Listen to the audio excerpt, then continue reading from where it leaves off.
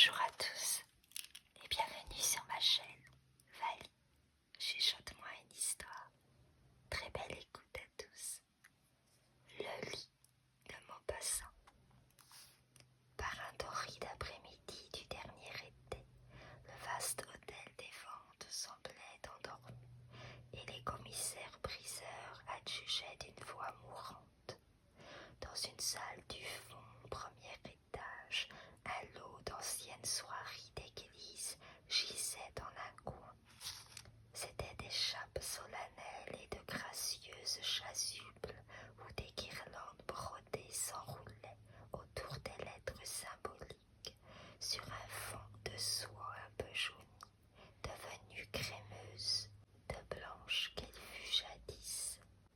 Quelques revendeurs attendaient 2 ou 3 hommes à barbe sale et une grosse femme ventrue, une de ces marchandes dites à la toilette, conseillères et protectrices d'amour prohibé, qui brocantent sur la chair humaine, jeune et vieille, autant que sur les jeunes et vieilles nippes. Soudain, on mit en vente une mignonne chasuble Louis XV, jolie comme une robe de marquise, restée fraîche avec une procession de muguets autour de la croix, de longs iris bleus montant jusqu'au pied de l'emblème sacré, et dans les coins des couronnes de roses. Quand je l'eus achetée, je m'aperçus qu'elle était demeurée vaguement odorante, comme pénétrée d'un reste d'encens, ou plutôt comme habitée encore par ces légères et si douces senteurs d'autrefois, qui semblent des souvenirs de parfum, l'âme des essences évaporées. Quand je l'eus chez moi, j'en voulus couvrir une petite chaise de la même époque charmante, et la maniant pour prendre les mesures, je sentis sous mes doigts se froisser des papilles. Ayant fendu la doublure, quelques lettres tombèrent à mes pieds. Elles étaient jaunies, et l'encre effacée semblait de la rouille. Une main fine avait tracé sur une face de la feuille, pliée à la mode ancienne, à monsieur l'abbé d'Argençay. Les 3 premières lettres fixaient simplement des rendez-vous, et voici la 4e. Mon ami, je suis malade, toute souffrante, et je ne quitte pas mon lit. La pluie bat mes vitres, et je reste chaudement, mollement rêveuse dans la tiédeur des duvets. J'ai un livre que j'aime et qui me semble fait avec un peu de moi. Vous dirais-je lequel?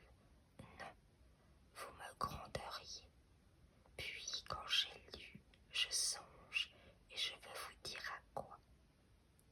On a mis derrière ma tête des oreillers qui me tiennent assise, et je vous écris sur ce mignon pupitre que j'ai reçu de vous. Étant depuis 3 jours sans mon lit, c'est à mon lit que je pense, et même dans le sommeil, j'y médite encore. Le lit, mon ami, c'est toute notre vie. C'est là qu'on est, c'est là qu'on aime, c'est là qu'on meurt. Si j'avais la plume de Monsieur de Crébillon, j'écrirais l'histoire d'un lit, et que d'aventures émouvantes, terribles, aussi que d'aventures gracieuses, aussi que d'autres attendrissantes, que d'enseignements ne pourrait-on pas tirer, et de moralité pour tout le monde. Vous connaissez mon lit, mon ami.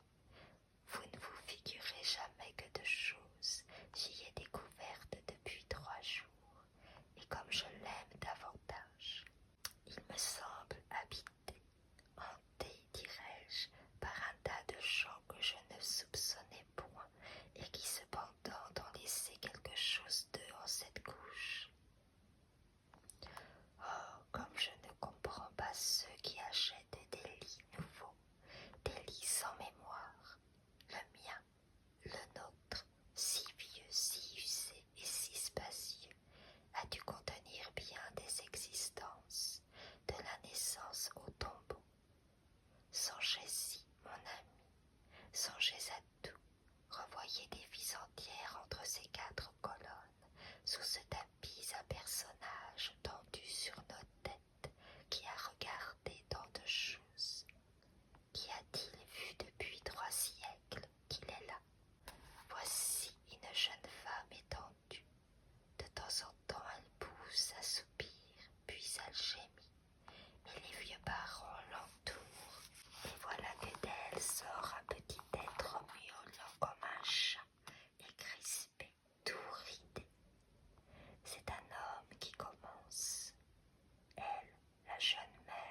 se sent douloureusement joyeuse.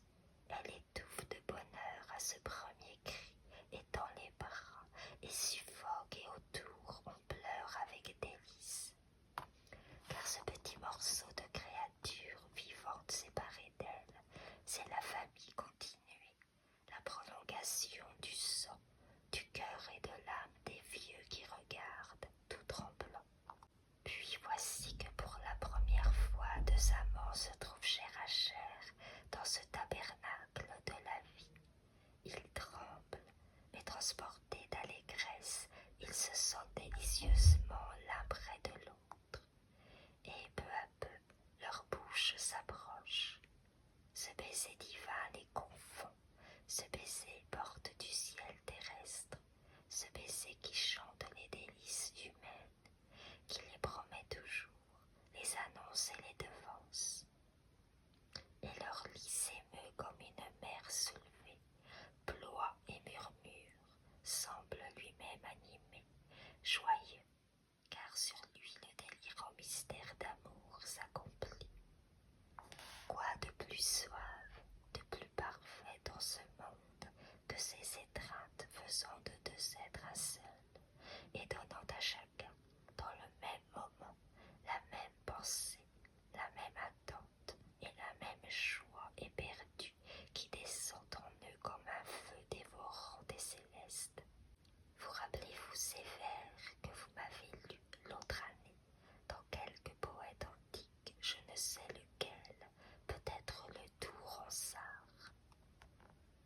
Et quand au lit nous serons entrelacés, nous ferons les lascifs selon les guises des amants qui librement pratiquent folâtrement sous les draps sans mignardise.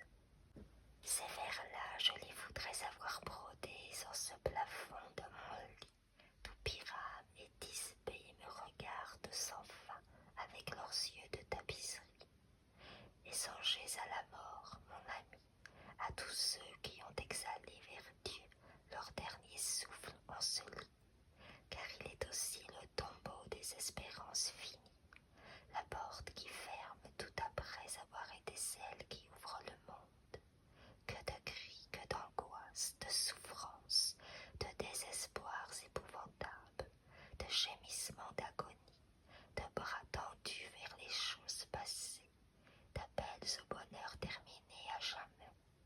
Que de convulsions, de râles, de grimaces, de bouches tordues, d'yeux retournés, dans ce lit où je vous écris depuis 3 siècles qu'il prête aux hommes sans abri.